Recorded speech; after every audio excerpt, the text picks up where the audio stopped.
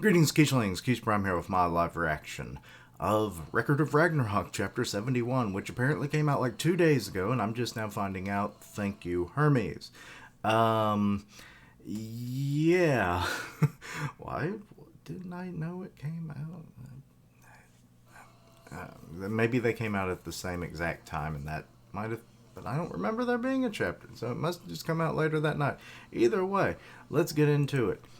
Tesla made his giant Faraday electric cage match kind of deal, so yeah, everyone's in shock. The title is Science Strikes Back. Wow, such a handsome trick. It's so pretty. I forget who you are, Nostradamus, if I remember right. What the hell's going on? So Heimdall has no clue. Tesla and Beelzebub are enveloped in a blinding light. Whoa, it's floating. That's so cool. Or he's floating. It's floating. Is that magic? It's gotta be magic. No, non, nyen. Or non, nine. It's neither magic nor sleight of hand. It's science!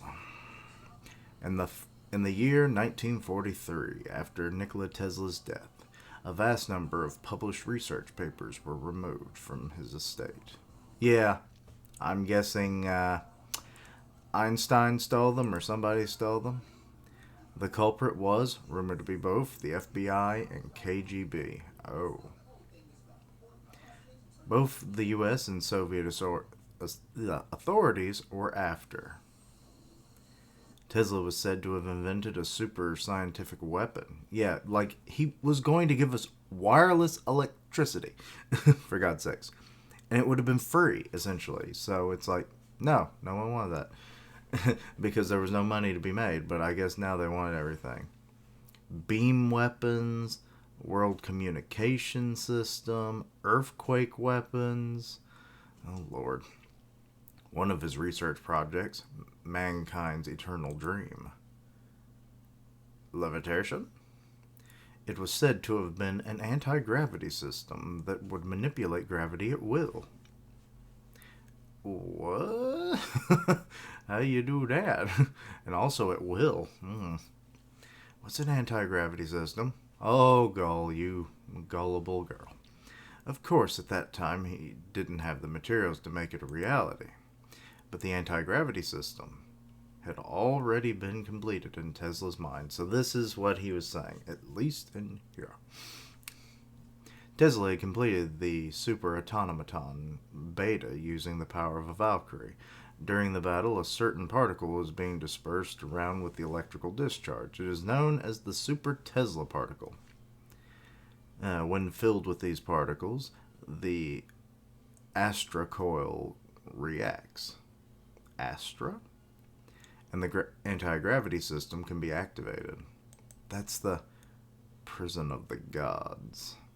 Alrighty, so he created an environment that allows him to float because of a particle. Gotcha.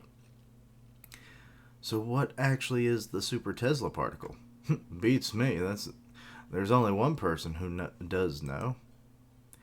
Human history's one and only sorcerer, Nikola Tesla. Prison of the gods? I like it. It suits me. You're not going to like my science. And he goes in for a big old punch. Have a good look at it. What? Okay, so he blocked with his shield. Let's see here. Tesla's almost instant attack was just nearly a direct hit, but he was struck. Oh shit. It actually hit Beelzebub. In round 8, that's the first damage Beelzebub has taken. What was that speed? That human is speeding like a bat out of hell. Are bats out of hell that quick? I never understood that saying. No, his speed hasn't changed that much. What? You're lying. It's because he's able to move in 3 dimensions now. Running, whether by man or by God, is an act of kicking the ground and propelling oneself. So now, Ares It's not Achilles. Why did I think it was Achilles for some? My brain. Hermes is teaching him a little science lesson.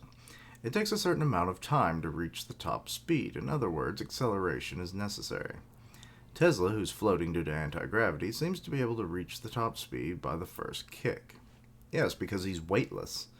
When you don't have any weight, you don't need that extra momentum, or you don't need extra like acceleration to reach your top speed. And momentum isn't really a factor anymore. So that's what he was talking about, the whole inertia thing. Approaching with no preliminary movement, like a true lightning bolt. I'm not sure, but I think I got it. The attack landed, but what was that move? From the very first step, he goes for the top speed. That move, Tesla's speed zero max. Or zero max speed? I'm not really sure. Excellent. Response time. Okay, well, now he's going for another one. How about this? He goes in with what looks like his right hand this time. Was it right the last time? I don't even know. It was so fast I forgot. He evades that one. How? His duplicate, like his electric duplicate, is even being dodged. Okay, Beelzebub, you got some skill. What a sudden reversal. He goes in for another. Oh, he's been blocking with a shield, I bet. Beelzebub is damaged again. Oh, damn. But the shield was out. The defensive vibrations weren't fully deployed. That man can be quite a pain in the ass. You're annoying. Okay, he's deploying his attack vibration now. So, his, what was it? Flapping wings, or I forget what the name of it was. But he goes for a slash. And it cleaves one of the pillars. But Tesla avoids it. He's changing hands. He's going for, one of his breaking of the ground. Here he comes, smirking. Fallen angel of gluttony. I didn't see the other part. Serato vow. Fallen angel of gluttony. Alrighty. He seems to rake the ground with an upward thrust. Or an upward slash, more like it. He dodged in that position. He dodged the attack. Yeah, he did. Excuse me. Let's see.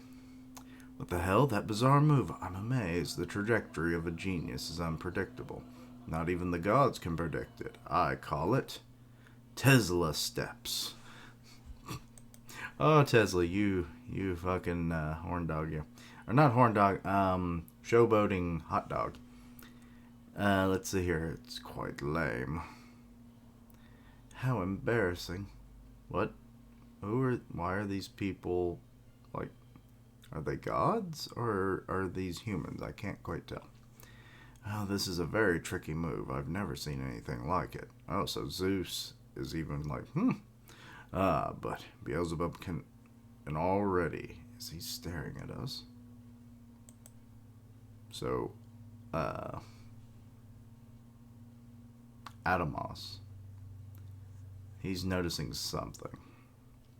Let's see here. Wonderful Tesla steps. Oh god, he's doing double team. It may be lame, but it's a very great move. Tesla steps towards Beelzebub. Okay, he goes in with another punch. Beelzebub comes in swinging with his left hand this time, actually. No, that is his right hand. Never mind. So he's going for an attack from behind now to finish it. Beelzebub aims for the back, but it's countered by Tesla, who, he kind of like, haha, bitch. Gaul is kind of like, what? Knocked Beelzebub away. But he guarded in just the last second. Beelzebub blocked it. He played Tesla right into his block. You cock-blocked him, brah. The ever-changing Tesla steps have been completely blocked. Even I have to admit that That dark-haired bastard's fighting sense is one of the best in the underworld. That human is just showing off too many tricks. It's all over now. Eh, Zeus? Yeah, yes, but it's a little strange. How's it strange?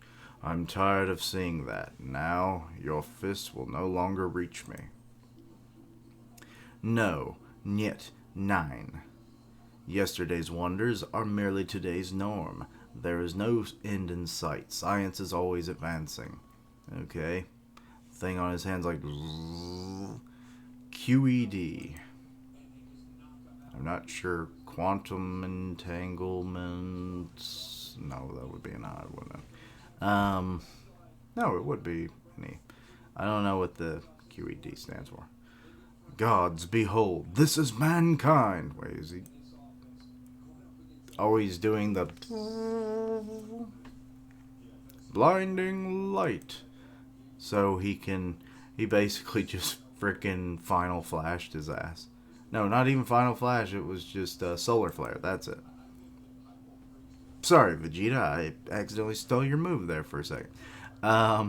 Let's see here. And what the hell? Why is there a pillar of power coming out? Oh. Well, that seems to be the end of the chapter. Okay. A lot of interesting things are happening, just not much to talk about. It was more of an action-packed chapter. Beelzebub seems to be on the losing end at first, but then Tesla, with his constant advancements, with his various Tesla steps and other techniques, we get to see their usage, but they're kind of just variants of the same move. Beelzebub seems to be bored with that, especially after he starts able to block them again, which... I love the fact of how we found out why Tesla was able to float. I'm pretty sure that actually was a thing. It was one of his, theoretical devices that he created. Hence why world governments would want it, because it's such a useful thing. Like, you apply anti-gravity to weapons, where, say, a gun or a cannon is an anti-gravity chamber. And then when you, say you railgun something and it makes it faster, well, this makes it even more so, because it's not being affected by, gravity, the laws of inertia, and everything else. So, it's just kind of free-floating in the chamber, and then you give it a little push, and it might look like a laser beam, but turns out it was just a shell. So you don't exert as much need for power, because it's going to give you that through its speed. So then if you multifire that thing, oh lord.